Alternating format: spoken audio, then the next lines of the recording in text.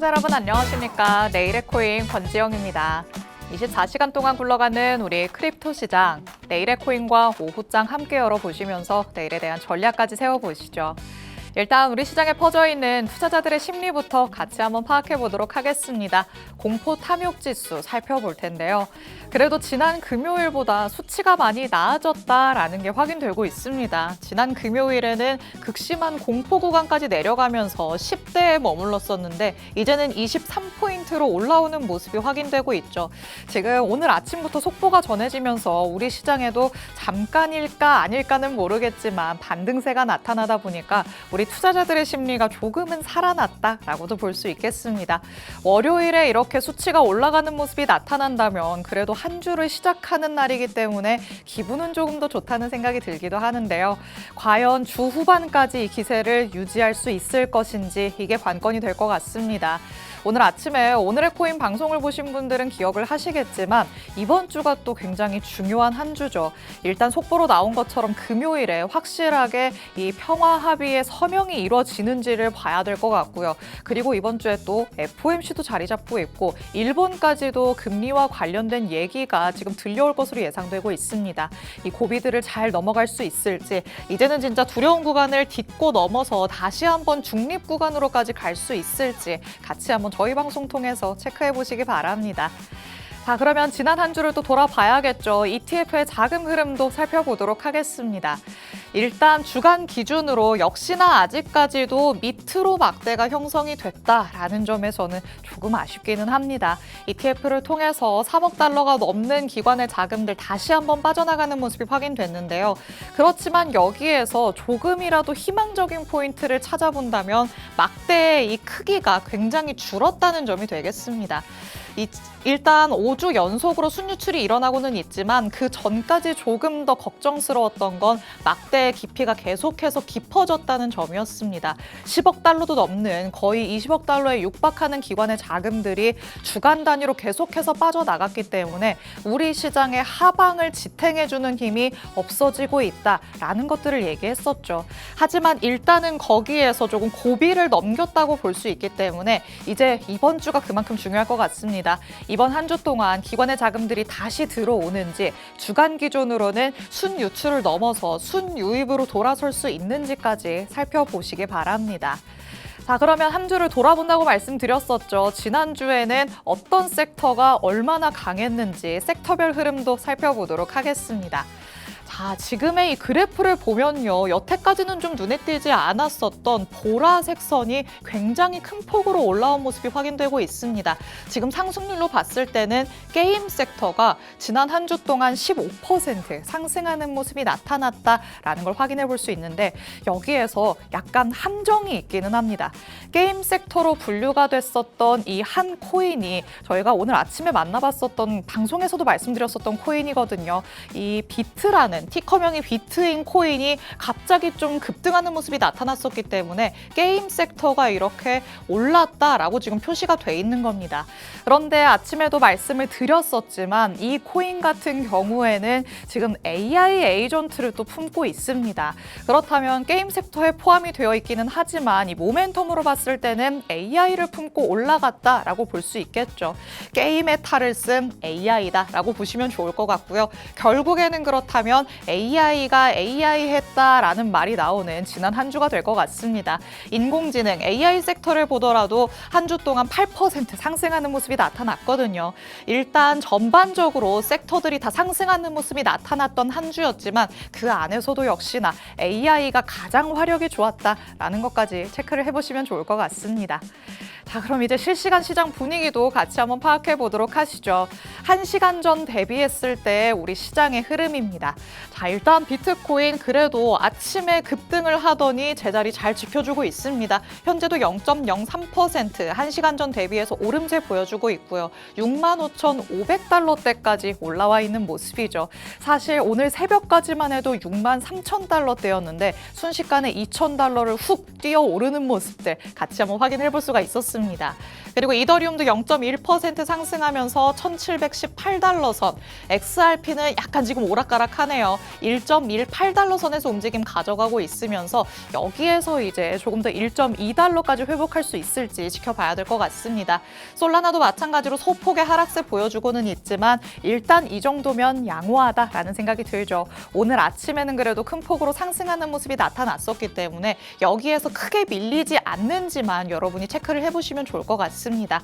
알트단에서 본다면 약간 선별적으로 움직임들 나타나곤 있습니다만 그래도 전반적으로는 시장의 분위기 괜찮다라고 진단을 해볼 수가 있겠네요. 자, 일단 시장의 분위기가 나쁘지 않다 보니까 한 주를 시작하는 월요일의 기분도 좀 괜찮다라는 생각이 듭니다. 이 시점에서 전문가님은 어떤 전략 세워주실지 지금부터 같이 한번 들어보도록 하시죠. 잠시 후에 전문가님과 돌아오도록 하겠습니다. 내일의 코인 본격적으로 출발합니다.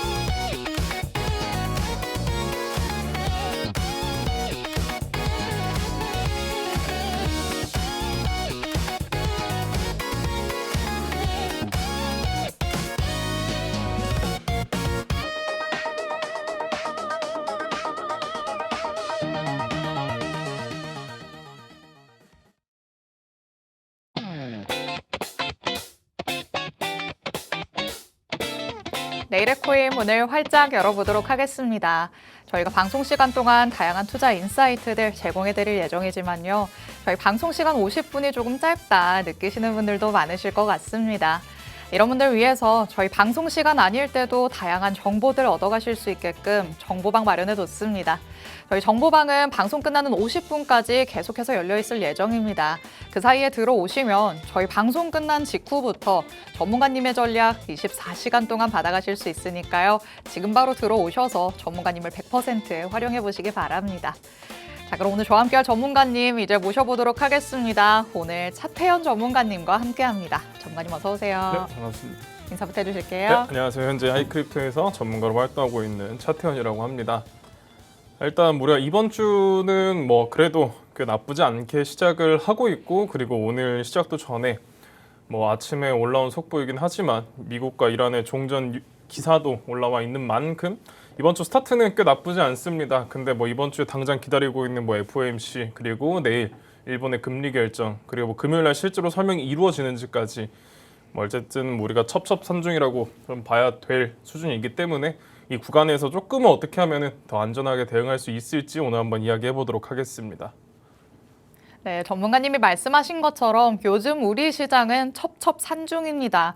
하나 잘 넘었나라는 생각이 들면 바로 그 다음 날 아니면 그 다다음 날 새로운 이벤트가 자리 잡혀 있는 상황이죠. 이것들을 과연 정말 잘 소화할 수 있을 것인가? 지금의 자리를 저점으로 두고 올라갈 수 있을 것인가? 이에 대한 평가를 조금 해봐야 될 것 같습니다. 물론 저희도 가능성에 조금 초점을 두는 거라서 조금 달라질 수 있다는 점은 염두에 두셔야겠죠. 하지만 전문가의 시각으로 보는 만큼 여러분이 전략 세우시는 데 힌트들을 많이 얻어가 보시면 좋을 것 같습니다. 자, 그럼 같이 시장 안으로 들어가 보도록 하시죠. 비트코인부터 흐름 살펴보도록 하겠습니다.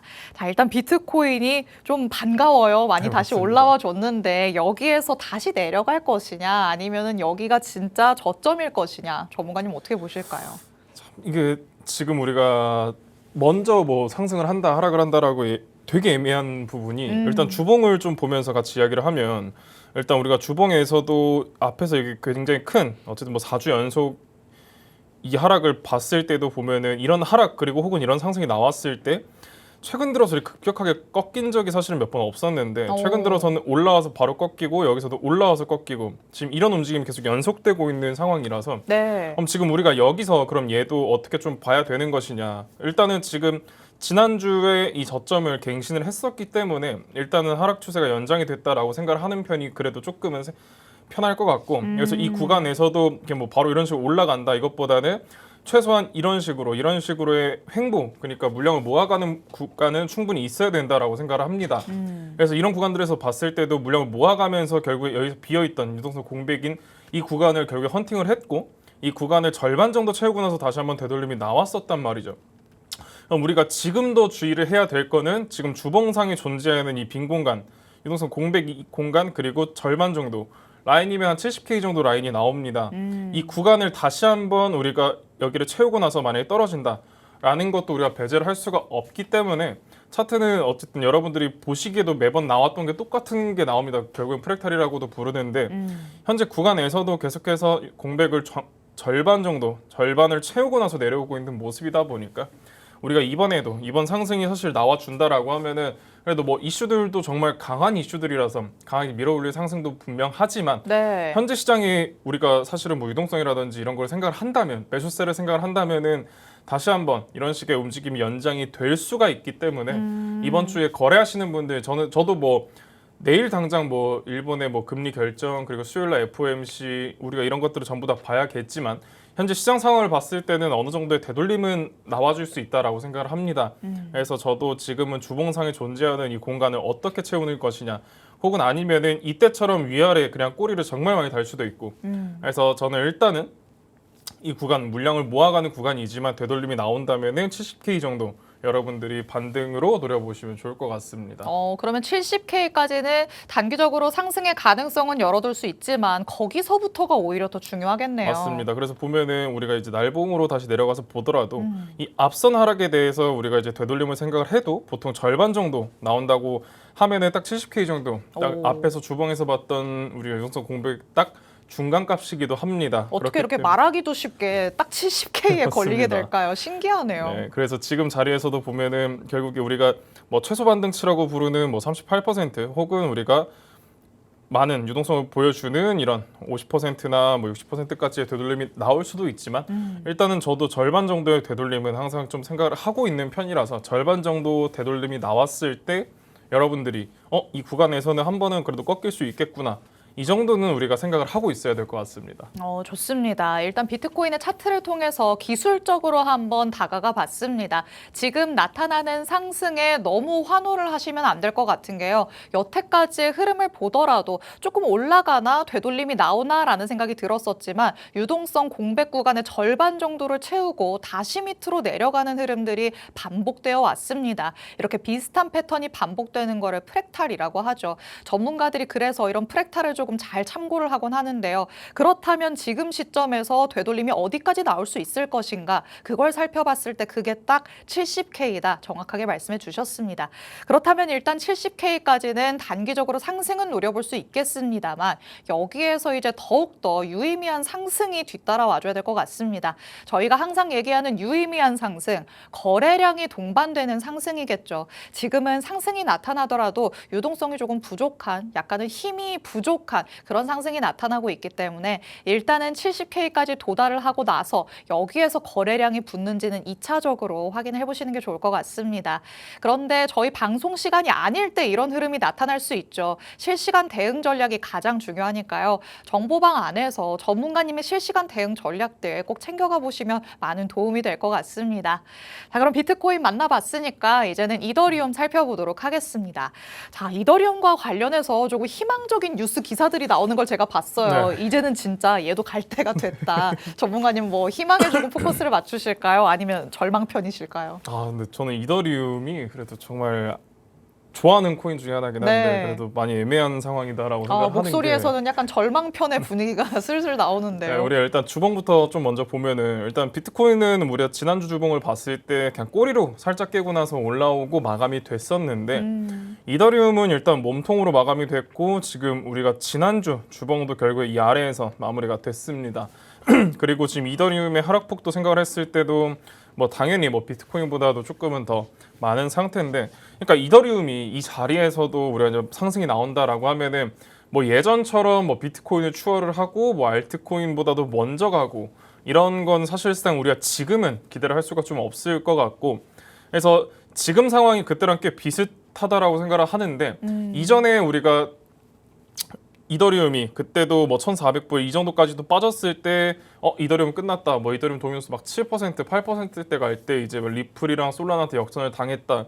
지금 이 정도로 지금 이더리움 움직임이 많이 제한이 되고 있는데, 근데 결국에 이더리움은 시기라고 생각을 합니다. 우리가 지금 당장 상승을 노리기에는 많이 어려운데, 그러니까 이런 상승을 우리가 노리려면은 결국에 비트코인이 올라주고 결국에 큰 상승장이 와야, 거기서도 이제 알트코인들도 올라갈 거 좀 올라가고 그 다음에 이더리움 조금 흐름을 받아주고, 그래서 이더리움을 거래를 하시는 분들은 우리가 뭐 지금 이 구간에서 여러분들이 짧게 거래를 한다라는 건 사실상 조금 어려울 것 같고, 네. 이 이더리움 같은 경우는 그냥 여타 이제 다른 알트코인들처럼 지금은 뭐 모아가는 방식으로 거래를 하시던지, 지금 여기서 단기적으로 거래하기에는 이더리움 너무나도 빡셉니다. 여기서 갑자기 뭐 이더리움이 뭐 8%, 10% 상승을 했다가도 비트코인이 뭐 잠깐의 휘청을 보여도 상승분을 전부 다 되돌리는 모습 많이 보셨을 거예요. 이런 구간들처럼. 네. 그렇기 때문에 여러분들도 지금 이더리움 단기적으로 거래하겠다라는 건 난이도가 너무 높기 때문에 거래하고자 하시는 분들은 조금 모아가는 방향으로 그렇게 거래하시는 걸 추천드리겠습니다. 그럼 이거는 약간 어려운 질문일 수도 있겠습니다만, 이더리움이 시기의 문제다라고 얘기를 하셨잖아요. 만약에 진짜 시장에 조금 물이 들어오면서 상승이 나타날 때 이더리움 보유자분들이 가장 바라는 건 내 이 고생 끝에 낙이 오는 것처럼 그 어떤 것보다 이더리움이 많이 상승하기를 바랄 텐데, 그렇게 다른 메이저들 대비해서 이더리움이 더 폭발적으로 상승할 가능성이 있는 건지, 아니면 네, 다른 저는 애들처럼 갈까요? 이더리움이 그래도 이제 비트코인이 오르고 시장이 전반적인 상승장이 왔을 때 좀 네. 강하게 올라갈 수 있다라고 생각을 하는 거는, 그래도 이더리움은 ETF 상품이 존재를 하고 있고 그렇죠. 기관들의 포트폴리오에도 들어가 있는 상품이기 때문에 이더리움이 다른 알트코인들보다는 그래도 조금 더 강하게 올라갈 수 그래요. 있을 거라 생각합니다. 지금 ETF 흐름을 보면 XRP를 통해서는 계속해서 유입이 되고 있잖아요. 네. 이런 XRP보다도 이더리움이 조금 더 탄력적일 것이다, 이렇게 보실까요? 네, 그래도 시가총액이란 것도 있고 그리고 이더리움의 상징성이란 것도 있기 오. 때문에 저는 이더리움이 상승이 나온다라고 하면은 조금 더 강할 거라고 생각합니다. 좋습니다. 지금 인내심을 가지고 이더리움 열심히 매집해 봐야겠다라고 하셨던 분들에게는 전문가님의 이런 견해가 확실히 도움이 되지 않을까라는 생각 드는데요. 고생 끝에 낙이 올 것으로 지금 보고 있으십니다. 이더리움이 기나긴 터널을 지나가고 나면 상승이 나타났을 때 그 어떤 것보다 탄력적으로 올라갈 가능성이 있다라고 의견을 제시해 주셨으니까, 여러분도 조금 더 인내하시고 감내하시면서 좀 분할 매수 접근 전략으로 멀리 보고 들어가시는 게 가장 좋을 것 같습니다.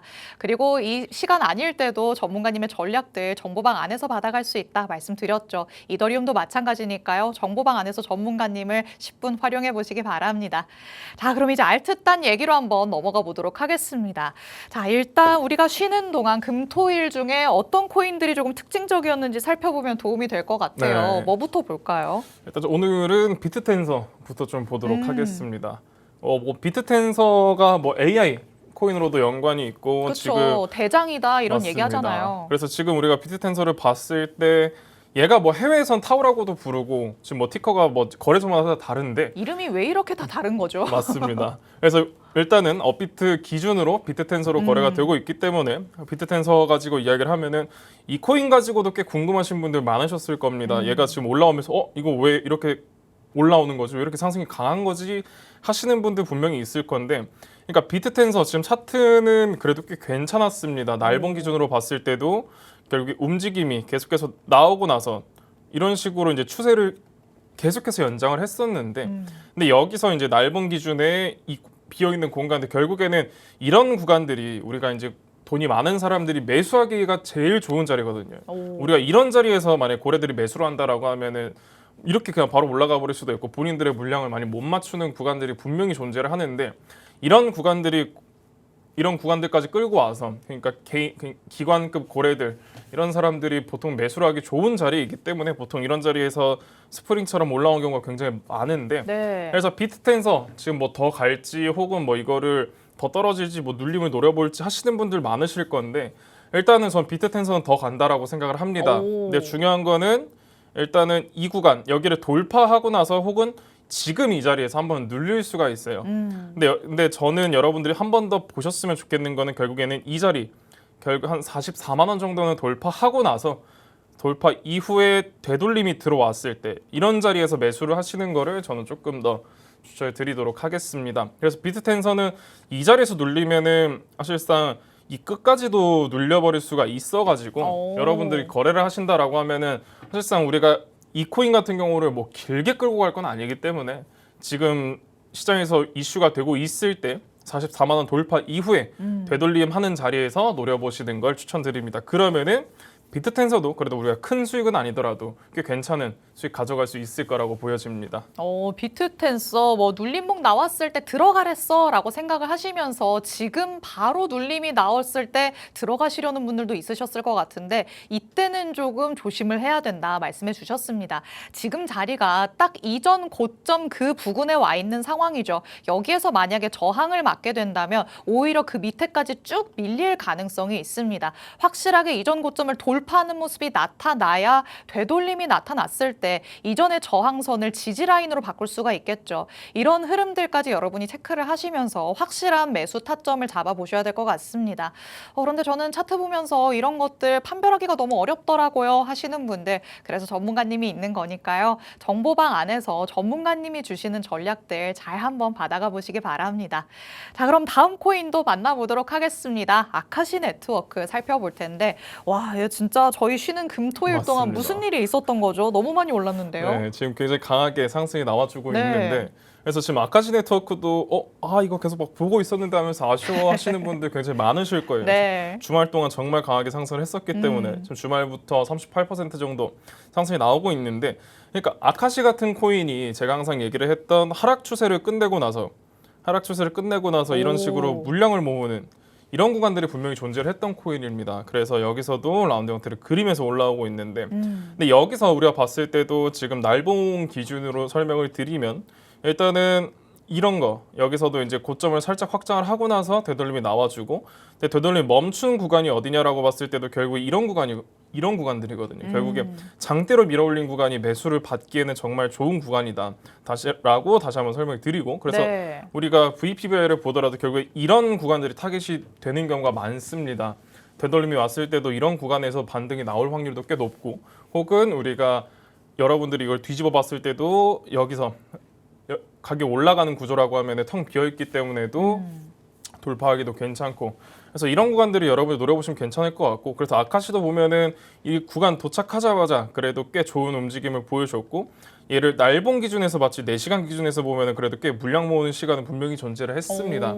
그래서 이런 것들 노려보기 꽤 괜찮았었던 코인 중에 하나인데 근데 그러면 지금 우리가 매수를 해도 괜찮을까라고 생각을 한다면은 그렇죠. 지금은 조금은 애매하다라는 생각이 이미 조금 과열됐을까요? 네, 그래서 지금도 보면은 이 되돌림의 상황을 봤을 때도 우리가 지금 꽤 길게 지금 뽑아내고 있고 보통 우리가 전에 봤던 비트텐서 같은 경우는 지금 장대를 크게 하나로 만들어 놨다라고 하면 지금 얘는 2개 정도로 만들어 놨는데 네. 그럼 결국에 이 2개를 만들 동안에 이 구간이 텅 비어 있다라는 거고 그러면은 되돌림이 왔을 때 조금은 더 강하게 올 수가 있기 때문에 지금 아카시는 이 구간에서 봤을 때는 우리가 여기서 뭐 추격을 받던지 뭐 되돌림을 노려보던지 그거는 조금은 애매하다. 그래서 여러분들이 정말 나는 아카시를 거래하고 싶다 하시면은 차라리 눌리고 나서 이 고점을 돌파할 때를 노리는 게 낫지. 지금 아직까지도 보면은 결국에 여기서도 고점을 살짝 돌파한 척하고 저점을 만들어내고 하락 추세로 전환이 됐던 구간이거든요. 네. 그렇기 때문에 여러분들이 만약 아카시를 노린다라고 하실 거면은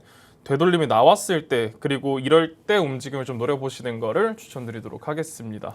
지금 혹시 지금 보이는 이 차트 안에서의 움직임이 지금 내려오게 된다면 혹시 단기적으로 봤을 때 헤드앤숄더가 될 수도 있는 거 아닌가요? 네, 맞죠. 그렇기 때문에 지금 이거를 만약 우리 헤드앤숄더라고 했을 때도 그래서 여러분들한테도 지금 되돌림이 나왔을 때 그냥 여기서 뭐 잡는 것보다는 차라리 한 번 더 이 고점을 돌파하고 나서 이런 자리에서 잡는 게 조금은 더 안전할 겁니다. 그래서 뭐 되돌림이 왔다라고 해서 사실 여기까지 우리가 만약에 차트가 그려진다라고 했을 때 지금 뭐 헤드앤숄더 아니야라고 생각하고 여기서 여러분들의 매수를 들어갈 수 있는데 보통 이런 패턴에서도 가장 안전한 거는 이런 어깨 라인을 그냥 돌파를 했을 때 그리고 리테스트가 나왔을 때 이런 자리에서 구매를 하는 게 조금은 더 안전하기 때문에 만약에 이런 패턴을 좀 보고 계신다라고 하면은 패턴이 완성이 되는 걸 보고 여기서 여기를 돌파했네.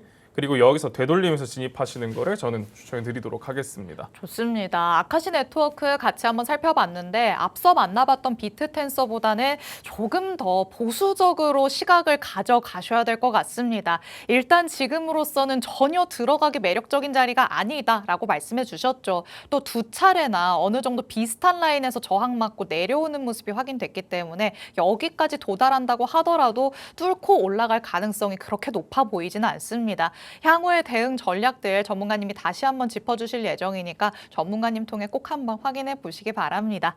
자, 그럼 마지막 코인 하나 더 살펴보도록 하겠습니다. 메가이더 만나볼 텐데 이 코인 같은 경우에는 사실 우리에게 눈에 띄기 시작한 지 별로 안 된 것 같아요. 맞습니다. 메가이더가 지금 상장을 하고 나서 일단 해외 거래소에는 진지하게 상장이 되어 있었고 국내에 넘어온 경우인데 지금 메가이더 여러분들이 막 메가이더가 무슨 코인이었지 싶을 텐데 메가이더가 상장 이후에 쭉 하락을 했던 그런 코인입니다. 근데 지금 제가 오늘 그래도 가져온 거는 일단은 메가이더가 우리가 날봉 구조에서 봤을 때도 지금 이런 상승을 최근에 보여준 적이 없었는데 일단은 13일 기준으로 35%라는 상승을 만들어냈고 그래서 메가이더가 해외에서도 많이 화제가 됐었던 코인이기도 하고 국내에서도 뭐 이름에 이더가 들어갔었기 때문에도 사람들이 많이 관심을 가졌던 그런 코인들 중에 하나인데 네. 그러니까 얘를 지금 그래도 당장 우리가 관심 종목으로 지정을 해두고 보기에 좋은 건 뭐냐라고 했을 때는 이런 식으로 저점을 확정하고 나서 결국에는 다시 한번 고점을 확정을 하고 올라오고 있는 형태의 움직임을 만들어내고 있기 때문에 그리고 지금 이 수렴에서도 돌파가 나온다라고 하면은 결국 여기에 몰려있던 POC도 돌파를 하게 되는 거라서 그래서 지금 자리를 돌파를 하게 된다고 하면은 메가이더는 추세가 살아날 가능성이 그래도 매우 높습니다. 그래서 거래하실 분들은 지금 뭐 다른 알트코인 어떤 거를 뭘 우리가 매매를 해보지라고 고민하시는 것도 좋은데 메가이더는 여러분들한테 지금 당장 뭐 어느 자리에서 매수를 해라라고 여러분들한테 공유를 드리는 코인이 아니라 얘는 지금 자리 자체가 꽤 매력적이기 때문에 관심 종목으로 지정을 해두시고 이런 구간들을 돌파하거나 돌파 이후에 최소한 100원 위에서 되돌림이 나온다라고 하면은 그때는 추세가 연장이 돼서 한 번 더 갈 수가 있기 때문에 이거는 여러분들이 관심 종목에 넣어두시고 실시간으로 체크하시는 거를 추천드리도록 하겠습니다. 결국에는 추적 관찰이 필요한 게 바로 메가이더다. 이렇게 결론을 내려볼 수 있겠습니다. 일단 저점을 다지고 조금 돌아서려는 듯한 그 노력이 보이는 상황이죠. 어느 정도 매물대를 돌파하고자 시도를 하고 있기 때문에 여기를 확실하게 돌파하게 된다면 그 이후 눌림목에서는 우리가 조금 공략해 볼 수 있을 것 같다. 전문가님이 말씀하십니다. 하지만 그게 언제가 될지는 아무도 모르는 일이죠. 확실한 타이밍이 가장 중요하니까요. 전문가님의 이 전략들 정보방 안에서 꼭 체크해 가보시기 바랍니다. 자, 이렇게 시장 안에서 흐름들부터 체크를 해봤습니다. 그럼 마지막으로 이번 한 주 동안에는 어떤 이슈들을 조금 중점적으로 봐야 되는지 짚고 넘어가 보도록 하시죠. 결국에 이번 주에 가장 핫한 이슈는 FOMC가 되지 않을까 싶어요. 네. 좀 어떻게 바라보고 있으실까요? 일단 우리가 뭐 점도표나 이런 것들을 그리고 뭐 패드워치나 이런 것들을 참고를 해도 결국에 금리는 동결될 확률이 매우 높습니다. 그쵸. 90% 이상의 확률로 이렇게 되고 있고 그래서 여러분들이 지금 우리가 FOMC에서도 중요하게 봐야 될 건 사실 금리 결정이 아니라 어쨌든 우리가 점도표가 업데이트 된다라는 것과 그리고 케빈 허쉬의 첫 FOMC 인터뷰이기 때문에 그 기자회견에서 어떤 톤으로 얘기를 하는지가 가장 중요하긴 합니다. 그래서 이 지금 연준 의장이 어떻게 지금 금리 기조를 잡고 있고 어떤 식으로 시장을 좀 바라보고 있는지가 중요하기도 하고 그리고 첫 번째 기자회견이다 보니까 굉장히 변동성이 클 겁니다. 단어 하나하나에.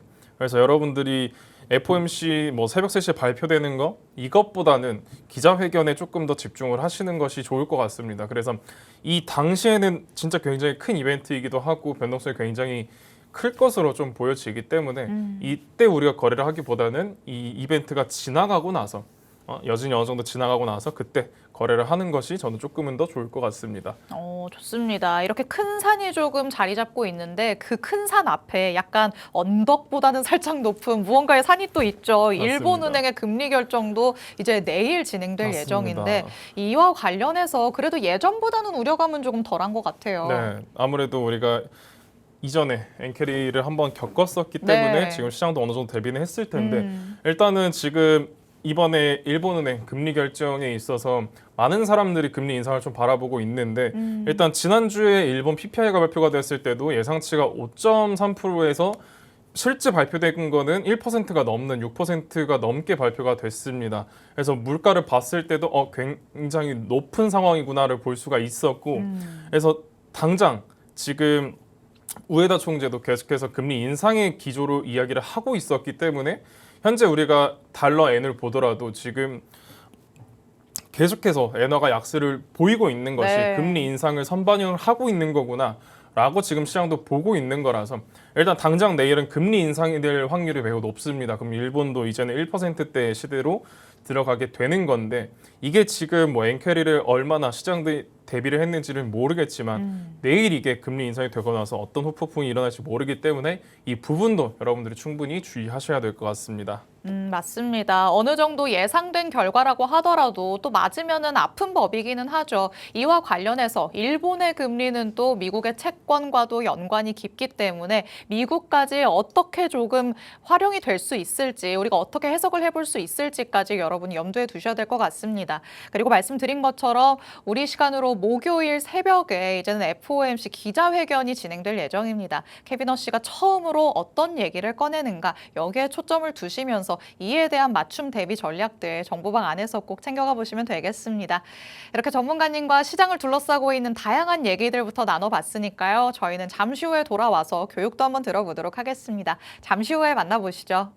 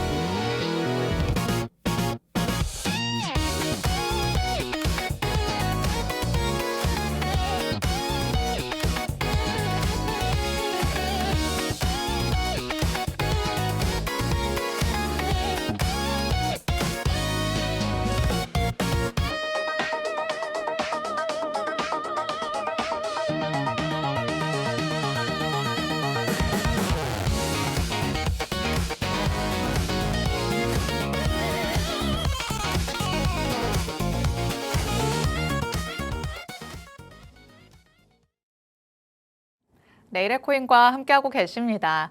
지금까지는 전문가님과 함께 전략부터 조금 면밀하게 세워봤죠. 그렇다면 이 전략을 더 잘 세우기 위해서는 어떤 요소들이 필요한가 전문가님께 교육도 들어보도록 하겠습니다.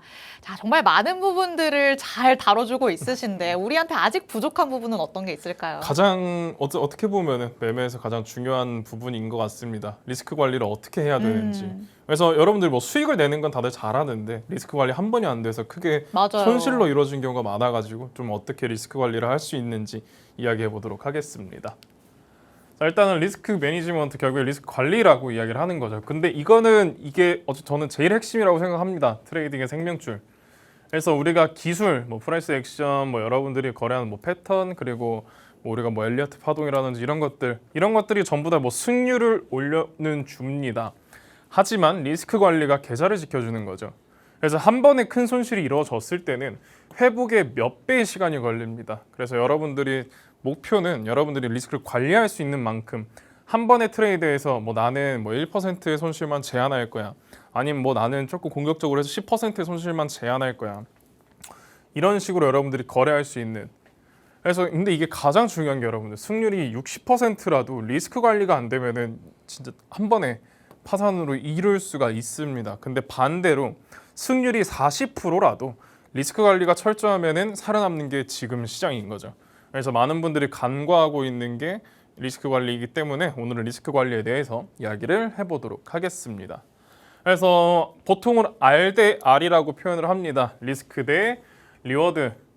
우리가 위험 대비해서 얻는 수익을 이야기를 하는 거죠. 그래서 이것과 우리가 이제 여러분들이 현물이던 여러분들의 포지션에 들어가던 사이즈를 어떻게 잡을지. 최소한 손익비는 우리가 최소 1대 2를 권장을 드립니다. 그러니까 손절이 1%면은 내가 익절을 2로 잡겠다. 최소한 2%를 잡겠다. 그럼 내가 손절을 10으로 10%로 잡겠다라고 하면은 우리가 리턴은 수익이 20%가 되겠죠.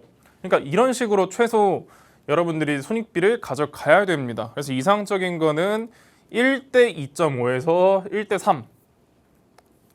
여기가 우리가 손절이 10%다라고 하면은 최소한 30%의 수익. 이런 손익비가 가장 이상적이긴 합니다. 그래서 우리가 여기서도 보면은 결국에는 여러분들이 계속해서 승률이 50%라고 하더라도 결국에는 순수익이 발생을 하는 구조이기 때문에 최소한 우리가 손익비는 길게 가져가면 좋긴 하겠죠. 근데 뭐 터무니없이 여러분들이 뭐 자리도 무시하고 뭐 저항도 무시 이런 식으로 가져가라는 게 아니라 손익비 좋은 자리를 그만큼 찾아봐야 된다라는 겁니다. 그래서 여러분들이 포지션이든 여러분들이 현물을 매수를 하시던 사이즈를 잡을 때는 보통 리스크 금액 그냥 계좌 잔고에 여러분들이 퍼센트는 정하는 겁니다. 예시로 1%라고 설정을 해놨는데 여러분들이 난 10%의 뭐 10%까지는 내가 감수를 하겠다, 감내를 하겠다라고 하시는 분들은 10%로 설정을 하시면 되는 거고. 그래서 이런 구간들을 여러분들이 설정을 했을 때 그럼 내가 만약에 지금 한 5천만 원 정도로 한다. 그러면은 한 번 내가 손절이 나갈 때 500만 원까지는 내가 감내를 하겠다. 그럼 이거를 여러분들이 거래를 할 때 뭐 비중에 맞춰서 들어가면 되시겠지만 결국에 내가 어떤 뭐 현물이든 포지션이 들어갔을 때 한 번의 손절을 500만 원이 넘지 않게 관리를 하는 것이죠. 그래서 리스크 금액 나누기 진입가와 빼기 손절가를 뺀 그 금액을 여러분들이 계산을 하시면 됩니다. 그래서 이 상황에서 사실은 우리가 3대1 그러니까 1대 3의 RDR 리스크 대 리워드만 지켜도 수익률 40%만 돼도 여러분들 결국에 수익이 납니다. 그래서 항상 여러분들이 내가 하는 지금 거래에서는 잃을 수 있는 돈부터 계산을 하는 겁니다. 이게 가장 우선이에요. 잃을 수 있는 돈부터 계산을 하는 것이. 여러분들이 뭐 돈을 벌 생각만 하는 게 아니라 잃을 수 있는 돈부터 생각을 해야 된다. 그래서 여러분들이 그냥 손절은 그냥 사랑이다라고 생각을 하시는 게 편해 그냥. 그러니까 여러분들이 실전에서 어떻게 손절을 할지 그냥 규칙을 정해 놓는 건데 손절 위치를 항상 여러분들이 뭐 OW, FVG 뭐 이런 식으로 얘기를 할 수도 있겠지만 그냥 지지 그리고 저항 밖으로 또는 우리가 구조가 깨지는 지점에다가 정리를 하는 거예요. 그리고 여러분들이 가장 주의해야 될 거 감정적인 손절을 금지하는 겁니다. 미리 정한 위치에서 손절이 나갈 수 있도록 손절가를 지정을 해두는 거예요. 스탑로스를.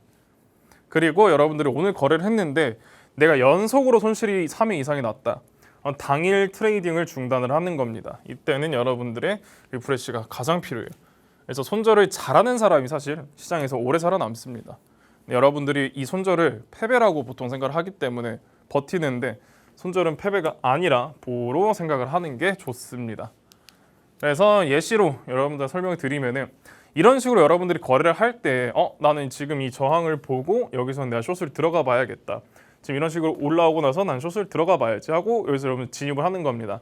그러면은 우리가 지금 뭐 손익비도 1대 2 정도로 맞춰져 있고 그럼 내가 손절가랑 지금 익절가를 지정을 해뒀는데 그럼 여기 내가 지금 손절가를 터치를 했습니다. 그러면은 여러분들 이때는 스탑로스를 걸어놨을 거니까 손절이 나가게 그냥 두는 거예요. 이때는. 이게 가장 중요한 거고 근데 일단 많이 여러분들이 못 하시는 게 결국에 내가 뭐 포지션에 들어갔던 내가 뭐 현물 매수를 들어갔던 이런 식으로 보통 매수가 들어가고 나서 손절가가 왔는데도 스탑로스를 설정 안 해놓고 계속해서 버티시는 분들이 있습니다. 근데 그러다가 그냥 올라오면 다행이네. 결국에는 큰 손실로 이루어지거든요. 그래서 여러분들이 거래를 하실 때는 꼭 내가 손절가를 정해놨으면 손절을 하면 되는 겁니다. 이거 잠깐 아깝다고 이거 맞아서 전부 다 잃을 수가 있는 것이기 때문에 이 부분은 꼭 명심하시길 바라겠습니다. 그래서 여러분들이 트레이딩을 할 때 가장 무섭게 생각을 해야 될 거는 그냥 나 자신이다 라고 생각을 하시면 될 것 같습니다. 그래서 우리가 주요 심리를 생각을 했을 때 여러분들이 가장 조심해야 될 것 첫 번째는 복수 트레이딩. 그러니까 여러분들이 손절을 봤는데 내가 이 손실을 메꾸려고 무리하게 계속해서 거래를 하는 거예요. 무리하게 포지션을 계속 잡고. 그러면 이때 무슨 일이 발생을 하냐? 여러분들이 뭐 운이 좋아서 내가 한 번 매매했을 때 손실을 복구할 수가 있는데 근데 여기서 내가 1패를 하고 나서 계속해서 떨어지는 경우가 굉장히 많거든요. 그럼 이럴 때 보면은 계좌가 진짜 녹아납니다.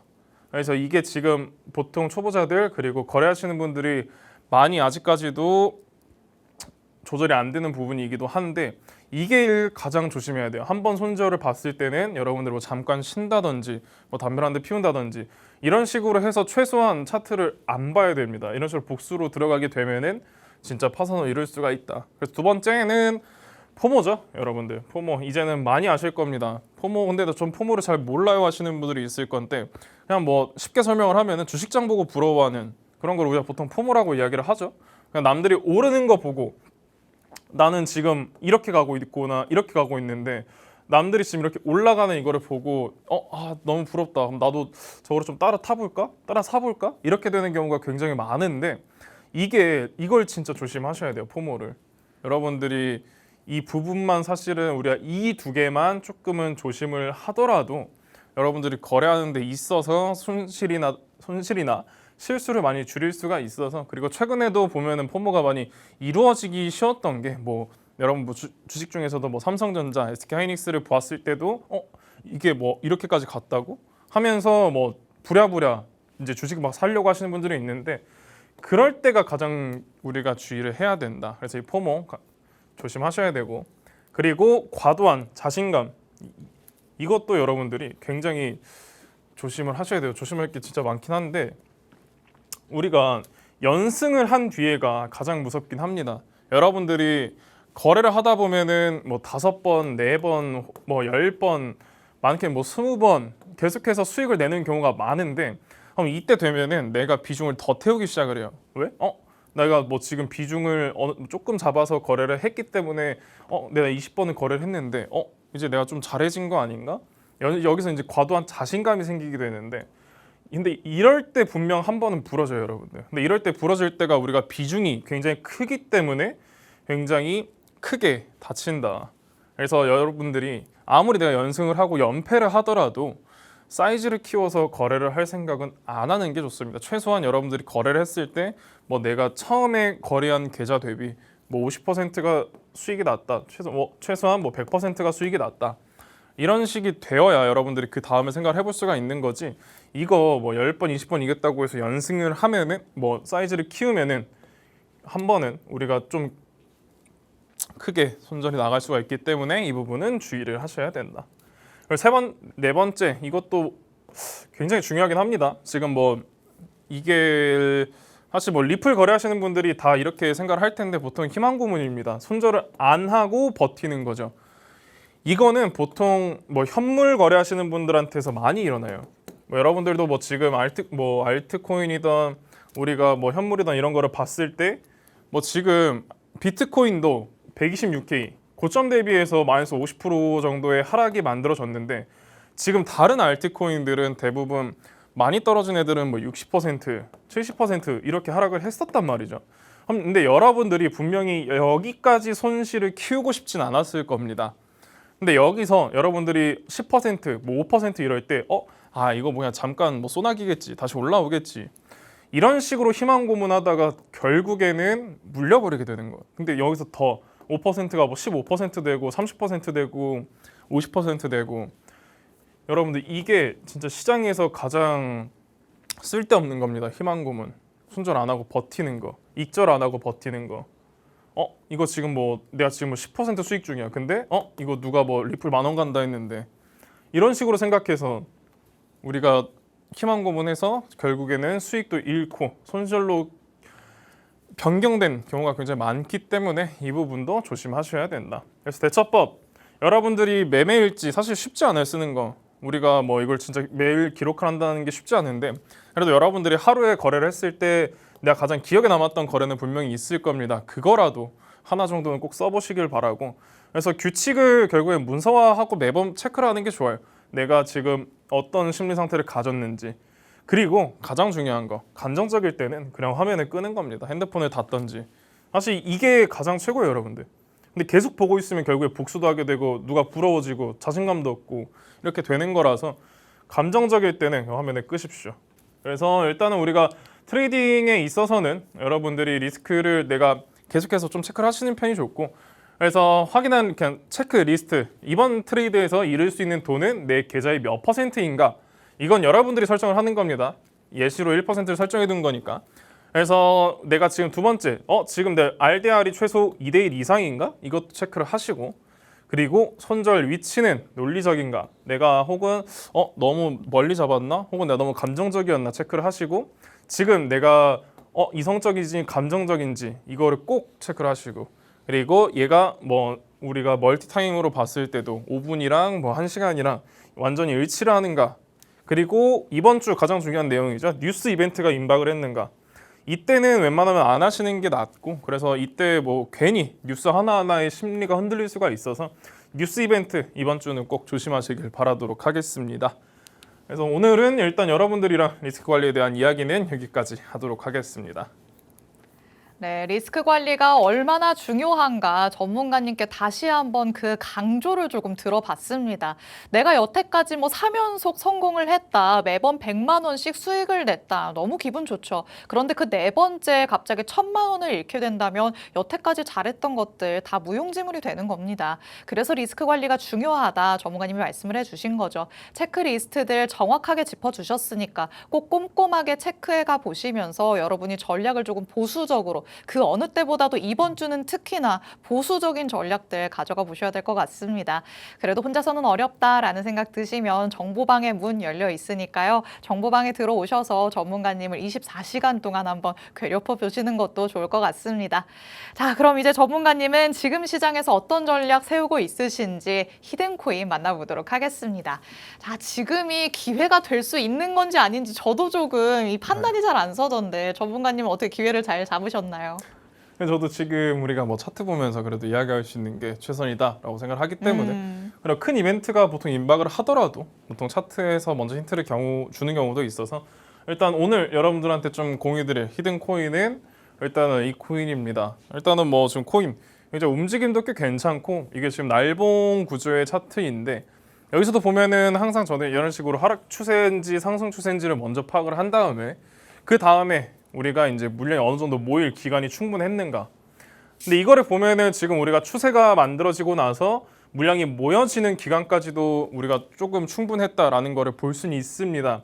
그래서 이 구간에서 봤을 때도 다시 한번 내려오면서 여기까지의 하락으로 거의 끝맞춘 모습이고 그리고 지금 결국에는 이 저점을 잡아주고 나서 반등이 시작이 되는 모습인데 여기서도 봤을 때 우리가 조금 좋아 보인다라고 생각을 하는 거는 고점이 한번 만들어지고 두 번째 만들어졌을 때 이 구간에서가 바로 여러분들 상승을 노리는 것이 아니라 한 번 더 우리가 눌림을 노리기에 정말 좋은 자리이기 때문에 그래서 지금 이 앞선 하락폭에 되돌림이 다 나와줬고 그럼 지금 이 상승을 우리가 바라봤을 때 여기까지를 봤을 때도 우리가 절반 정도의 되돌림을 노리기에 너무나도 좋은 구조에 위치를 해 있다 보니까 지금 알트코인 중에서도 뭐 AI 코인들 정말 강세였던 거 맞습니다. 근데 이제 AI에서 놀던 자금들이 지금 다른 알트코인들로 움직이고 있는 게 계속해서 보여지고 있기 때문에 지금 보이는 이 코인도 여러분들이 거래하시기에는 정말 나쁘지 않은 상황에 놓여 있다 보니까 이 눌림만 공략을 하면은 우리가 최소 지금 RDR도 1대 2.7 정도 이 정도 수익은 우리가 충분히 노려볼 수 있는 알트코인이라 궁금하신 분들은 정보방 들어오셔가지고 전략이랑 같이 한번 받아가 보시면 될 것 같습니다. 네, 전문가님의 전략 히든코인 통해 만나봤습니다. 아니, 이벤트 전에 아무것도 하지 말라더니 히든코인은 뭐냐라고 하실 것 같은데요. 지금 당장에 들어가자는 게 아니라 눌림목이 이제 슬슬 나타날 준비를 하고 있다라는 게 포인트 되겠습니다. 자세한 타점은 정보방 안에서 제공해드릴 예정이니까 지금 시간 얼마 남지 않았거든요. 정보방 안으로 들어오셔서 전문가님의 실시간 대응 전략들 챙겨가 보시기 바랍니다. 오늘 저희가 준비한 내용은 여기까지입니다. 본 방송에서 제공해드리는 정보는 투자 판단에 대한 조언일 뿐 해당 자산의 가치 또는 상승 하락을 보장하지는 않는다는 점 유의해 주시기 바랍니다. 저희는 내일 다시 찾아뵙겠습니다. 시청해주신 여러분 고맙습니다.